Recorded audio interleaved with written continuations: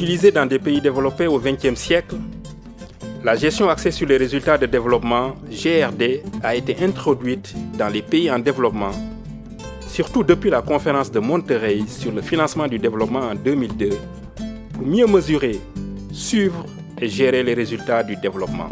En effet, des institutions solides et efficaces représentent des éléments indispensables à l'obtention de résultats durables en matière de développement en Afrique. La communauté africaine de pratique de gestion axée sur les résultats, qu'on appelle AFCOP, est née en décembre 2007 à Kampala, dans le sillage de la Déclaration de Paris pour l'efficacité du développement. À l'instar de ce qui s'est passé en Asie avec la COP asiatique et également en Amérique latine avec la communauté aussi des pratiques de l'Amérique latine et des Caraïbes. L'idée, c'était de partager des bonnes pratiques en matière de gestion de résultats pour permettre aux différents acteurs de pouvoir intégrer la culture de la performance et des résultats dans les approches donc, de développement. Très tôt, AFCOP s'est donné comme mission de contribuer à la dissémination et également l'ancrage de la culture de résultats en Afrique en vue de la transformation, donc d'adhérer au programme de transformation du continent à travers les changements durables au niveau des conditions de vie des populations en utilisant l'approche de la gestion des résultats en tant que processus de gestion du changement et surtout essayer d'orienter les efforts de développement vers l'atteinte de changements durables et mesurables sur les conditions de vie des populations. Accélérer l'intégration régionale à travers l'approche de la gestion axée sur les résultats de développement, c'est l'option que veulent favoriser la Banque africaine de développement, la communauté africaine des pratiques sur la gestion axée sur les résultats de développement AFCOP. D'où le sens de la première réunion régionale d'examen par les pairs du partenariat de l'initiative de l'Afrique pour les résultats dans la région de l'Union économique et monétaire ouest-africaine, tenue du 3 au 5 février 2015 à Dakar. À travers cette réunion, AFCOP a l'occasion de faire dialoguer les acteurs de l'intégration régionale en Afrique de l'Ouest. Elle fait pour avancer vers une Afrique stable, prospère et intégrée, dotée d'économies compétitives, diversifiées et durables au bénéfice de tous. Première réunion d'examen par les pairs de l'initiative de l'Afrique pour les résultats dans l'espace UEMOA et expérience inédite. Cette rencontre m'offre l'opportunité de saluer l'engagement, certes à des degrés différents, des États membres de notre Union à mettre en œuvre les réformes politiques, programmes et projets communautaires. Du reste, nous venons d'en faire l'évaluation sous l'égide des différents premiers ministres de nos États et nous avons vu que les différents États appliquaient bien sûr, chacun à son rythme, les différentes réformes, projets et programmes que nous avons mis en œuvre depuis les 20 ans d'existence de la Commission de l'UEMOA. Il me plaît également de magnifier la qualité du partenariat que la Commission de l'UEMOA entretient avec la Banque africaine de développement depuis plusieurs années dans différents domaines. L'insuffisance des capacités nationales et régionales et le manque de convergence des politiques socio-économiques sont entre autres défis auxquels sont confrontés les pays de l'Union économique et monétaire ouest-africaine. Il convient maintenant de libérer les freins à l'intégration régionale.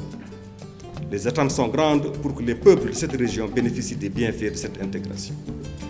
Vous êtes donc face à un grand défi et vous avez à votre disposition une approche novatrice et efficace, celle de la gestion axée sur les résultats.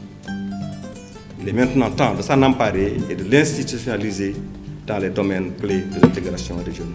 Cette rencontre, couplée à la deuxième réunion de la COP régionale de l'Afrique de l'Ouest, a permis d'évaluer l'existant en termes de GRD dans la zone UEMOA et pays associés, notamment la Mauritanie. Il est prévu d'évaluer l'état de la GRD dans chaque pays ainsi que la mise en œuvre de 3 politiques régionales d'intégration, à savoir l'amélioration du climat des affaires, la facilitation des échanges et la réforme des finances publiques dans un cadre global macroéconomique.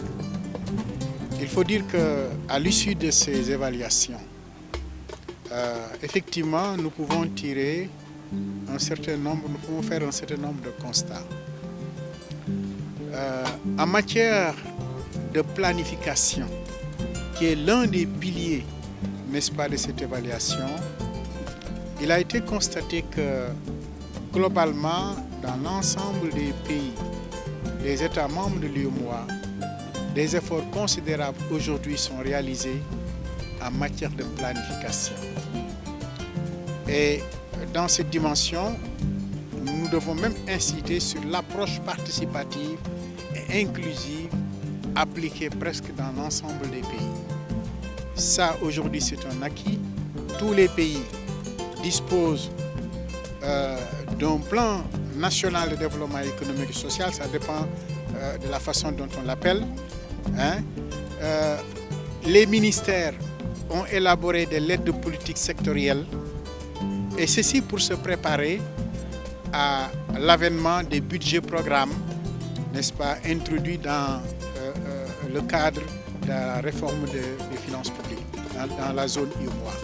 Ça, je pense que quand on applique la gestion axée sur le résultat à la planification, et on parlera de planification axée sur les résultats, il faut quand même saluer les avancées significatives qui ont été réalisées. Ces assises ont permis aux 150 représentants venus de 8 pays de trouver des points de convergence pour accélérer l'intégration régionale, mais aussi pour intégrer l'approche par les résultats rapides dans les prochaines étapes des pays et redynamiser la COP régionale UEMOA. Donc, obtenir des résultats devient un signe tangible de crédibilité, puisque c'est à travers les résultats que nous pouvons avoir la légitimité nécessaire auprès des populations. Parce que sans résultats tangibles, il est difficile de prouver l'intérêt ou la raison d'être d'une institution.